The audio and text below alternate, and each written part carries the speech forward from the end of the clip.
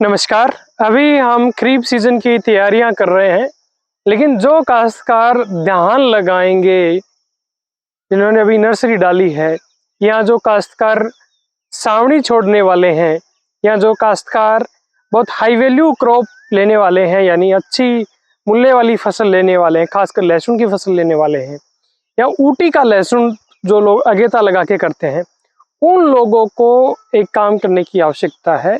वो है कि अभी भी हम हरी खाद लगा सकते हैं। ढेंचा, कुछ डिपार्टमेंट अभी हरी खाद ढेंचा का बीज भी वितरण कर रहे हैं, तो उस बीज को आपको लेके या रख नहीं लेना। यदि आपके यहाँ कृषि विभाग या कोई भी विभाग आपको बीज दे रहा है ढेंचा का, और यदि आप धान की फसल लगाते हैं और करीब यदि आपके पास 1.5-2 महीने का समय है धान लगाने के अंदर, तो आप 20 किलो बीज प्रति एकड़ के हिसाब से ढेंचा का डाल दीजिए और उसको 45 दिन के ऊपर जमीन में मिला दें। या जो खरीफ में सावनी छोड़ना चाह रहे हैं, आगे सरसों लगाना चाह रहे हैं, या हाई वैल्यू क्रॉप जैसे लहसुन जैसी फसल लगाना चाह रहे हैं और सिंचाई की सुविधा नहीं है, वो किसान बारिश में ढेंचा की फसल लगाएं। देखिए, इस चीज का कोई जोर शोर से प्रचार नहीं करेगा, कभी भी नहीं करेगा, इतनी अच्छी चीज होते हुए भी ढेंचा हरी खाद का, क्योंकि इसमें किसी के बहुत बड़ा बेनिफिट नहीं आ रहा है, क्योंकि इसमें कोई बहुत बड़ा कोई पैसा कमाने वाला नहीं है।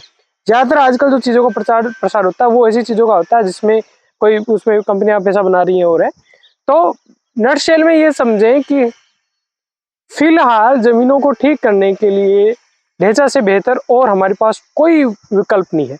हमारे पास इतनी गोबर की खाद नहीं है, इतनी और कोई कंपोस्टिंग है नहीं, और जो यदि हम उनको डालेंगे भी तो भी उसमें बहुत ज़्यादा कॉस्टिंग आ जाती है। गोबर की खाद आप 1 हेक्टेयर में 20-30 टन डलती है, यदि वो डालेंगे तो उसकी आप कॉस्टिंग जोड़ लीजिए। या वर्मी कंपोस्ट के बारे में तो आप सोच नहीं सकते खरीद के डालने की, या और भी कोई कंपोस्टिंग यदि डालेंगे तो बहुत महंगी पड़ जाएगी। जमीनों में कार्बनिक पदार्थ लगातार कम हो रहा है। यदि आप डाटा देखेंगे कि जो कार्बनिक पदार्थ है, ऑर्गेनिक कार्बन है, वो जमीनों में सबसे निचले स्तर पर है, लेस देन 0.5% से भी बहुत डाउन है, बहुत बुरी स्थिति में है। और जब किसी जमीन का ऑर्गेनिक कार्बन कम होता है तो वहाँ किसान का मुनाफा लगातार कम होता जाता है और उस जगह की कॉस्ट बढ़ती रहती है, क्योंकि वहाँ पूरी जो आपकी खेती है वो केमिकल इनपुट पे आधारित हो जाती है। इसलिए जमीन की आत्मा कार्बनिक पदार्थ है और उसको बढ़ाने का एक बेहतरीन सोर्स हरी खाद है। यदि आपको सब्सिडी में कहीं से बीज मिल रहा है, आप उसको खरीदिए, उसको लीजिए। नहीं मिल रहा है तो आप अपने आसपास में जहाँ से भी आपको किसान से बीज मिल रहा है उससे ले लीजिए। कोई बहुत बड़ी इसमें गणित नहीं है।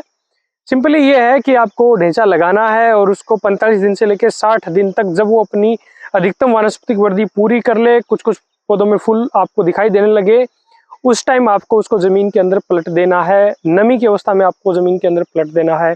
उसके पलटने के बाद में विदिन वीक आप फसल लगा सकते हो। आपकी अगली फसल पे कोई पीलापन नहीं आएगा।